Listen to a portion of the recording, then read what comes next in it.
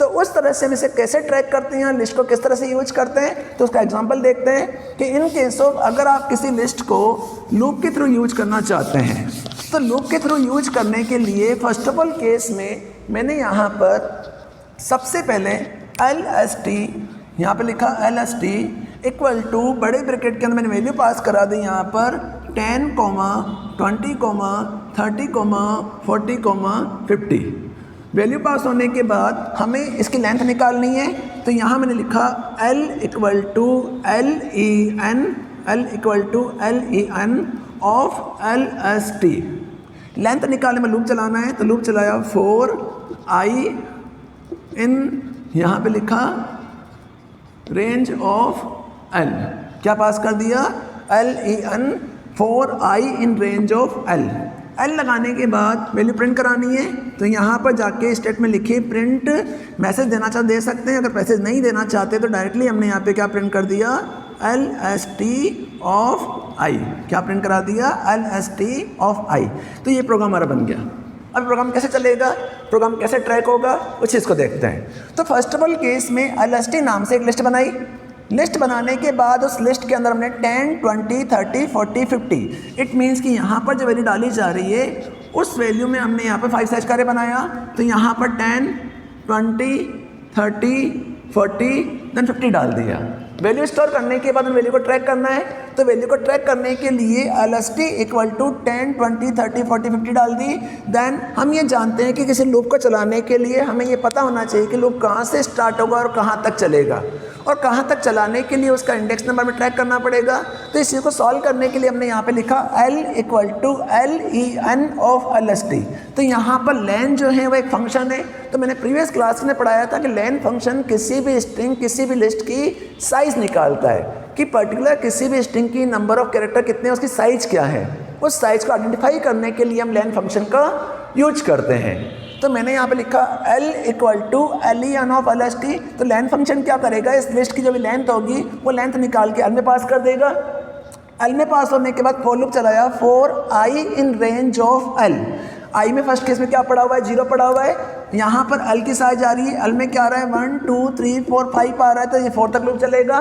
तो 0 is less than of 4 condition is true. जैसे ही true मिला अंदर आया, अंदर आके हमने लिखा LST ऑफ I में क्या पड़ा हुआ है 0 पड़ा हुआ है। तो लिस्ट के 0 इंडेक्स पे क्या पड़ा हुआ है 10 पड़ा हुआ है, तो यहाँ पे स्टोर होगा LST ऑफ 0 पे क्या प्रिंट हो जाएगा 10 प्रिंट हो जाएगा। यहाँ से ऊपर जाएगा I के लिए क्या हो जाएगी 1 हो जाएगी। 1 is less than of 4 condition is true. जैसे ही ट्रू मिलेगा अंदर आएगा, अब I के लिए क्या हो चुकी है 1 हो चुकी है। तो LST के 1 इंडेक्स पे क्या पड़ा हुआ है 20 पड़ा हुआ था, यहाँ पे क्या प्रिंट हो जाएगा 20 प्रिंट हो जाएगा। यहाँ से वापस ऊपर जाएगा I के लिए क्या हो जाएगी 2 is less than of 4 condition is true. अंदर आएगा LST के 2 इंडेक्स पे क्या पड़ा हुआ है 30 पड़ा हुआ है, तो क्या प्रिंट हो जाएगा 30 प्रिंट हो जाएगा। यहाँ से ऊपर जाएगा वापस I के लिए क्या हो जाएगी 4 और 3 हो जाएगी। 3 is less than of 4 condition is true. अंदर आएगा LST के 3 इंडेक्स पे क्या पड़ा हुआ है 40 पड़ा हुआ है, 40 प्रिंट हो जाएगा। वापस ऊपर जाएगा L के इंडेक्स नंबर पे क्या पड़ा 4 पड़ा हुआ है, 4 is less than of 4 condition is true. LST के 4 इंडेक्स पे क्या पड़ा हुआ है 50 पड़ा हुआ है, तो 4 इंडेक्स पे क्या स्टोर हो जाएगा 50 स्टोर हो जाएगा, 50 प्रिंट हो जाएगा। ऊपर जाएगा L की वैल्यू क्या हो जाएगी 5 is less than of 4 condition is false. जैसे ही बाहर निकलेगा तो आंसर क्या आ जाएगा 10, 20, 30, 40 देन 50। इस तरह से लूप चलता रहेगा और लूप चल के इस तरह से वैल्यू हमारी प्रिंट हो जाएगी। तो इस तरह से हम लूप को ट्रैक कर सकते हैं और प्रोग्राम को बना सकते हैं। तो अगर माइनर सा चेंज अगर देखा जाए तो बड़ा चेंज सिर्फ ये है कि लिस्ट के केस में हम स्क्वायर ब्रैकेट का यूज करते हैं, जबकि स्ट्रिंग के केस में हम स्मॉल ब्रैकेट का यूज़ करते हैं। लेकिन वैल्यू को उठाने के लिए, वैल्यू को प्रिंट कराने के लिए हमेशा प्रिंट ब्लॉक के अंदर बड़े ब्रैकेट से स्क्वायर ब्रैकेट का यूज़ ही किया जाता है। इस तरह से लिस्ट को हम यूज़ में ले सकते हैं। अगर हम लिस्ट का यूज करते हैं तो लिस्ट को ऑपरेट करने के लिए कई तरह के फंक्शंस होते हैं कि जो ऑप्शंस हमने स्ट्रिंग में पढ़े थे, उसी तरह से लिस्ट को ऑपरेट करने के लिए लिस्ट में भी कुछ ऑपरेशंस होते हैं। उन ऑपरेशंस में जैसे कंपैरिजन करना या मर्जिंग करना या स्वैपिंग करना, स्लाइसिंग करना, या दो स्ट्रिंग को आपस में कंपेयर करके उनको कॉन्केट कराना। तो जो फंक्शंस हमने स्ट्रिंग में पढ़े थे वो के वही फंक्शंस लिस्ट के लिए भी यूज़ में लिए जाते हैं। कैसे यूज करते हैं उनको डिस्कस करते हैं।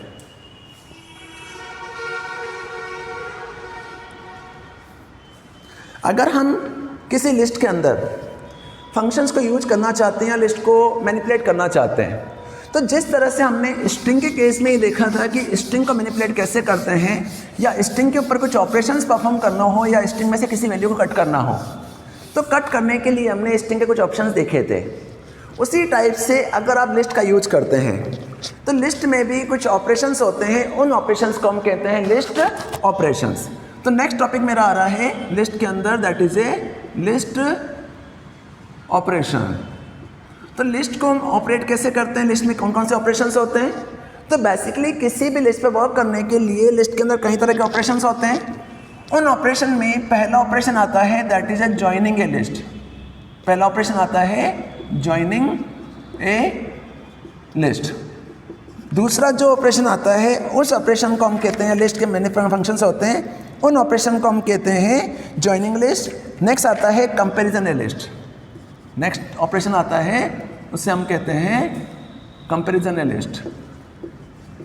कंपैरिजन ए लिस्ट के बाद तीसरा वर्क आता है, उसे हम कहते हैं स्लाइसिंग ए लिस्ट। तीसरा वर्क आता है उसे हम कहते हैं स्लाइसिंग ए लिस्ट।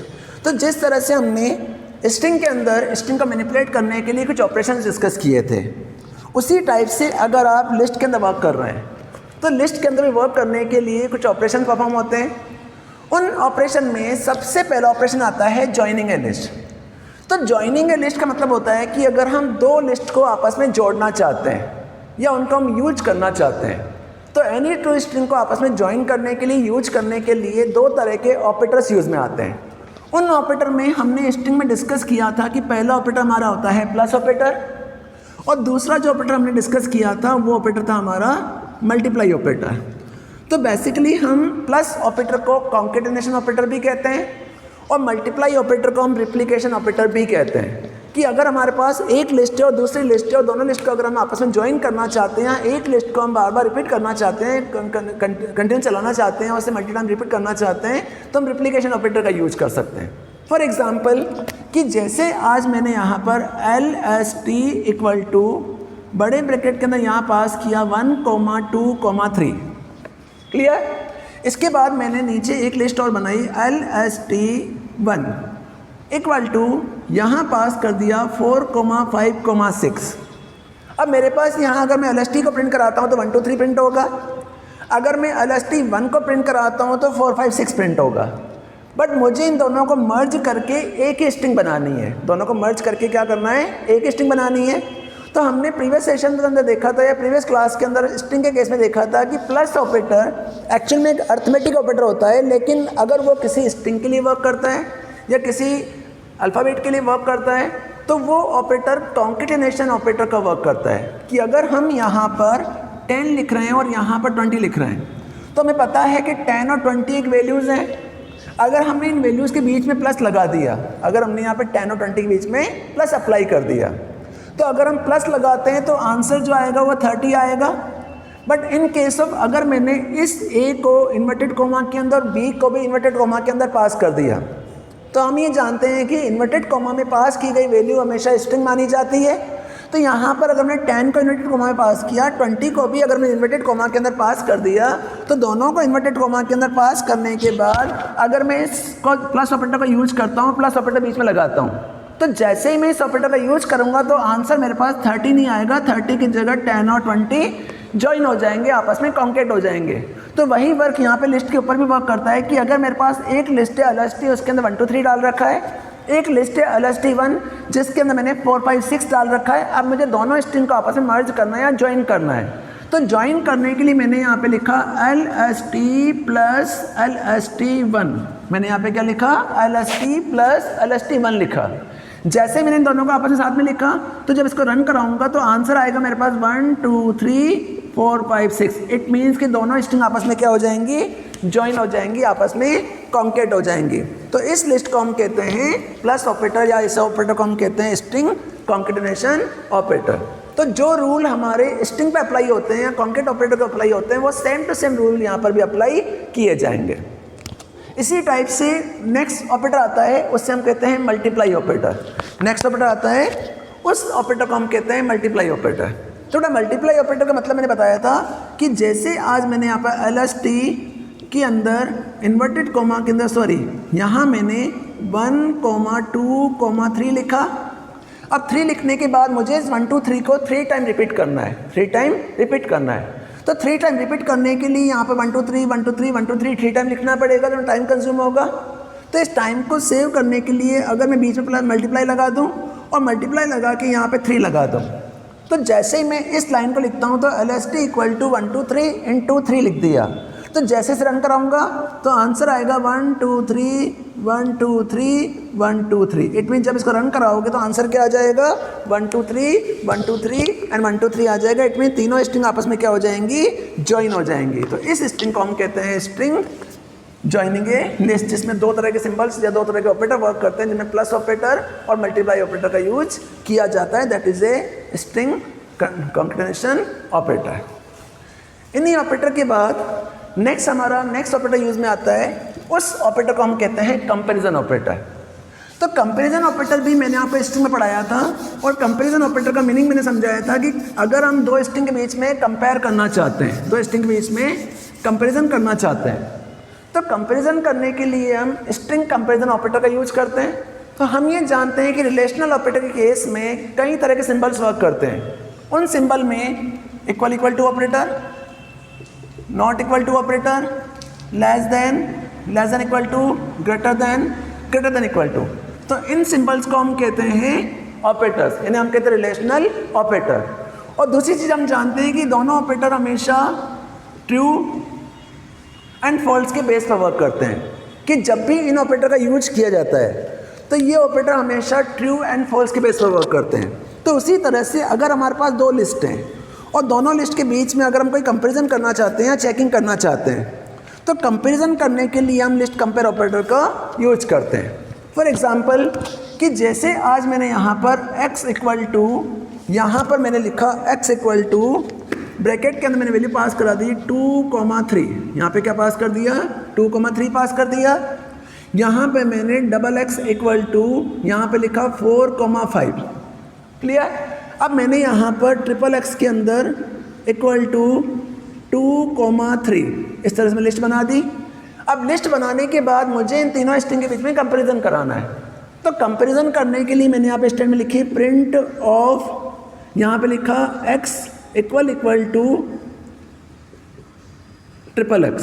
यहाँ पे क्या लिखा मैंने, x equal to XXX। Next वाले केस मैंने यहाँ पे लिखा प्रिंट,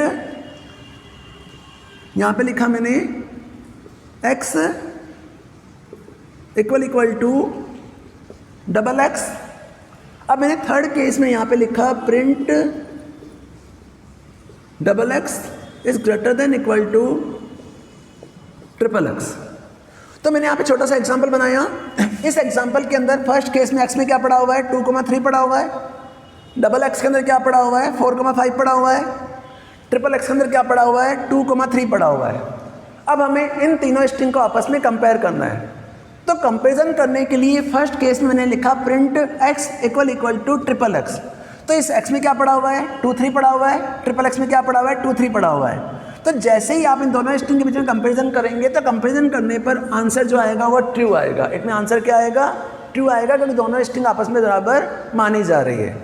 नेक्स्ट वाले केस में हमने प्रिंट लिखा। अब प्रिंट लिखने के बाद यहाँ पे लिखा x इक्वल टू XX। तो x में क्या पड़ा हुआ है 2,3 पड़ा हुआ है, XX में क्या पड़ा हुआ है 4,5 पड़ा हुआ है। तो यहाँ पर 2 से 4 मैच नहीं कर रहा है, इसमें फर्स्ट पैरामीटर ही मैच नहीं कर रहा है, तो इसका आंसर क्या आएगा, फॉल्स आएगा। इसका आंसर क्या आएगा, फॉल्स आएगा। नेक्स्ट वाले केस में हम कंपैरिजन के लिए ग्रेटर देन का यूज करना चाहते हैं। तो फर्स्ट केस में लिखा print XX is greater than equal to XXX। तो XX में क्या पड़ा हुआ है 4,5 पड़ा हुआ है, यहाँ पर क्या पड़ा हुआ है 2,3 पड़ा हुआ है। तो यहाँ पर आपने चेक किया 4 is greater then of 2, first parameter first से चेक होगा, सेकंड से चेक होगा। तो फर्स्ट सेकंड, तो 4 is greater then of 2, 5 is greater then of 3, condition is true, दोनों ही ट्रू मिल रहे हैं। इट मीन्स आंसर क्या आ जाएगा, ट्रू आ जाएगा। इन केस ऑफ अगर आपने यहाँ पे लेस देन इक्वल टू लगा दिया, अगर आपने यहाँ पे क्या लगा दिया, लेस देन इक्वल टू लगा दिया, तो लेस देन इक्वल टू लगाने के बाद आंसर क्या आएगा, फॉल्स आएगा, क्योंकि यहाँ पर दोनों ऑपरेटर इससे बड़े माने जा रहे हैं। तो इस तरह से हम कंपैरिजन ऑपरेटर का यूज़ भी कर सकते हैं। तो इसी ऑपरेटर को हम कहते हैं कंपैरिजन ऑपरेटर, जो हमने प्रीवियस क्लास के अंदर भी डिटेल में देखा था। अब बेटा इन्हीं ऑपरेटर के बाद हमारा तीसरा मेन वर्क आता है, उसे हम कहते हैं स्लाइसिंग ए लिस्ट। नेक्स्ट टॉपिक आता है स्लाइसिंग ए लिस्ट। तो स्लाइसिंग का मतलब मैंने प्रीवियस क्लास में भी आपको समझाया था कि स्लाइसिंग का मतलब होता है कि किसी भी सीक्वेंस वैल्यूज में से अगर हम कोई मिड की वैल्यू कट करना चाहते हैं, सेपरेट करना चाहते हैं, तो सेपरेटिंग करने के लिए हम स्ट्रिंग स्लाइसिंग का यूज कर सकते हैं कि अगर हम किसी लिस्ट में से किसी भी वैल्यू को कट करना चाहते हैं, सेपरेट करना चाहते हैं, तो सेपरेट करने के लिए हम स्ट्रिंग स्लाइसिंग का यूज